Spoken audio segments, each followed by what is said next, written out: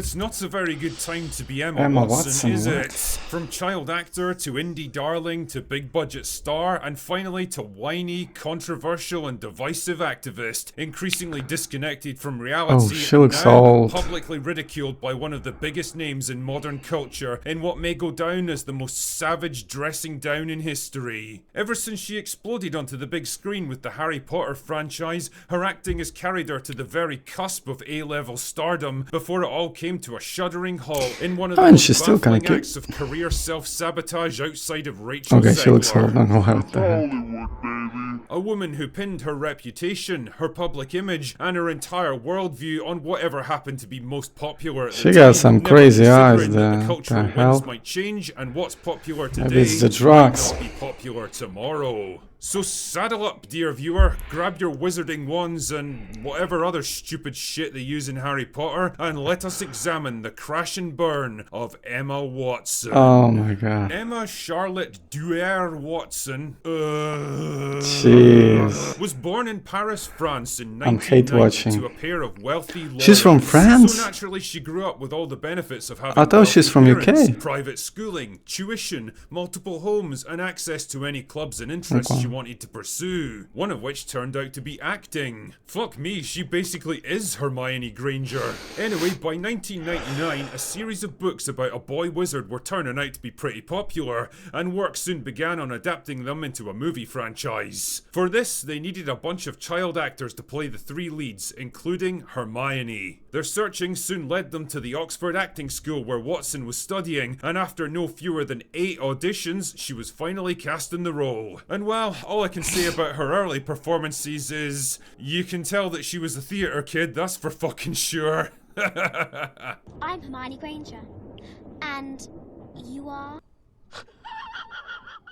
Is that This wrong? taken aside I think though, it's, for a this should be 10-year-old that had wrong. never Yes. acted in a movie before, I guess she was fine. Daniel Radcliffe was way better though. Anyway, you don't need me to tell you that the Harry Potter movies would go on to become a global phenomenon over the next several years, keeping Watson and her co-stars so busy that she literally didn't act in anything else until 2007, when she appeared in the TV movie Ballet Shoes, a film that landed mixed reviews and didn't do a whole lot for her career. In public, the Harry Potter series was going from strength to strength, but behind the scenes, the cracks were starting to show. Watson and the others were burned out by the constant demands of filming and promotional tours, and when it came time to renegotiate her contract after the Goblet of Fire, she seriously considered leaving the franchise altogether. Still, she was eventually convinced to sign on again. It's amazing what a multi-million-dollar paycheck can do for a girl, isn't it? And by 2011, the series came to a close with Deathly Hallows Part 2. For the first time in more than a decade, Watson was on her own. She'd basically grown up with Harry Potter, she'd never had a normal childhood or lived a normal life, and she likely never would.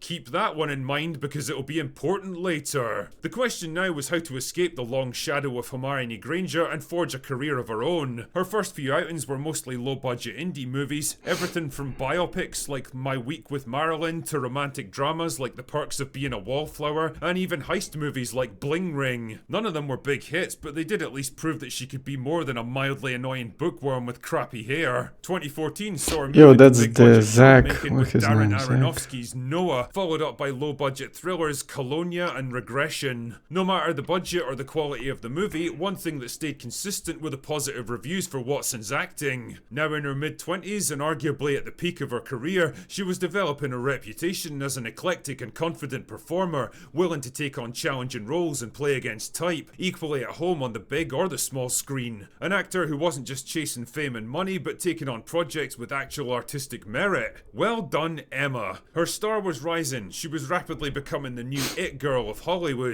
Young, talented, intelligent, and sophisticated, she could navigate interviews like a pro. She was a natural in front of the camera, and she held all the correct opinions on important political topics. When the Me Too movement kicked off, Emma was all over it like a fly on shit, Oh my god. making speeches Actors about in feminism, politics is establishing just... activism groups, and even Jeez. getting appointed to the UN as their goodwill ambassador for women. Because truly, no one understands the plight of women in repressive third world regimes better than a multi-millionaire, privately educated theatre kid Hollywood actress that's never held a normal job in her entire life. Really? But more on that later. Pretty soon, Watson wasn't content just to make speeches in front of rooms full of elderly politicians who probably wished they were literally anywhere else. She was bringing her activism directly into the movies she starred in. The live-action Beauty and the Beast was rewritten at her request to make Belle into an inventor and engineer because... girls get it done. Her political worldview could best be described as, I support current thing, also known as the Mark Ruffalo Liberals. technique. No matter the issue, no matter the complexity or the nuance, you could pretty much guarantee that Emma Watson would be right there in the thick of it, pushing whatever the progressive consensus happened to be at the time. She was less of a person with her own opinions and ideas, and more like a series of safe, politically correct talking points wrapped up in a flesh suit, all delivered with the kind of sneering, upper-class British disdain that can only truly come from playing life on easy mode from the day she was born. But just like an overloaded cauldron filled with the wrong ingredients, problems were a brewing, dear viewer. Remember the lady who wrote all those wizarding books? Well, it turns out she'd become quite rich and famous over the years, and as a big raging progressive feminist herself, she and Emma were marching in lockstep on almost every issue. All except one. It turns out that the wizarding lady had a few issues with the T part of LGBT and began voicing her concerns with increasing volume. And the reaction from the other side was, well, how can I put this? Oh my god, jeez.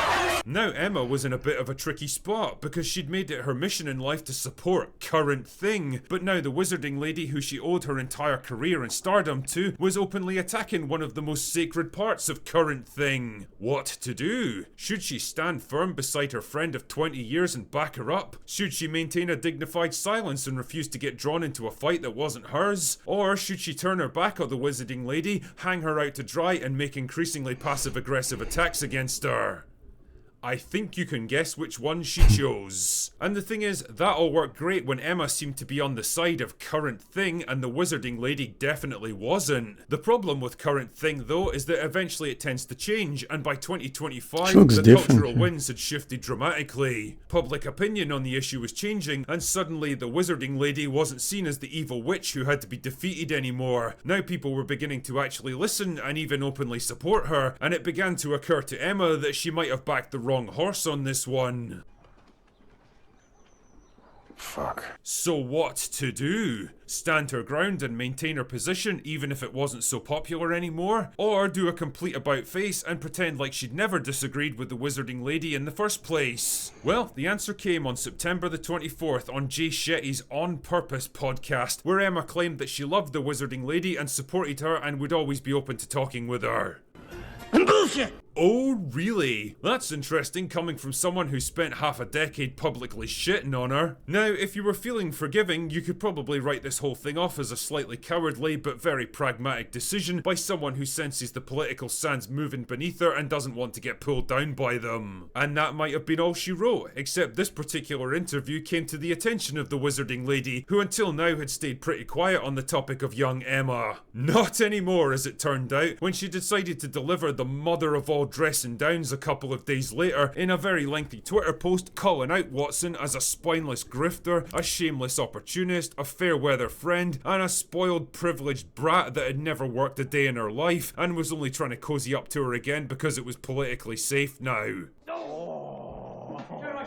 Damn bro, I've seen Mortal Kombat fatalities that were more forgiving than this. I've seen many a debate, many a scathing put down and brutal rebuttal in my time, but never in all of my days have I witnessed a person publicly dismantled with such brutal finesse. It wasn't just a takedown, it was a full-scale verbal evisceration, and proof that if there's one group of people you really don't want to piss off in the online space, it's fucking writers. Especially billionaire writers with hundreds of millions of fans behind them who built their entire careers out of basically nothing. With brutal, that one man. post, Emma Watson's public persona was transformed from a slightly preachy but relatively respected activist to the living personification of everything that people find so repellent about Hollywood actors. The smug, patronising, I know better than you attitude, the echo chamber mentality that comes from a life of privilege and luxury, the mindlessly predictable conformity masquerading as sophisticated intellectualism, and worst of all, the willingness to abandon stand in any position the moment it becomes unpopular. She wasn't just opinionated and insufferable, she was a coward. And for someone who built their entire brand on fearlessly speaking truth to power,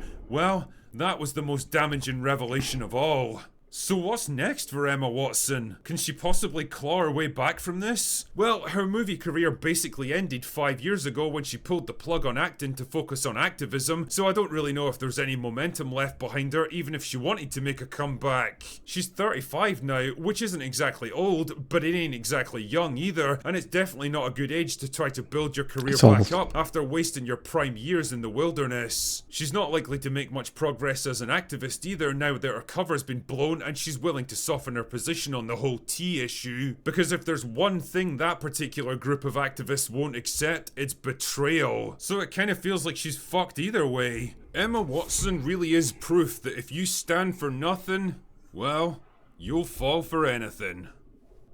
Anyway, Jeez, that's that all I've got face. for today. Go away now. It was brutal, man. Jeez, Louise.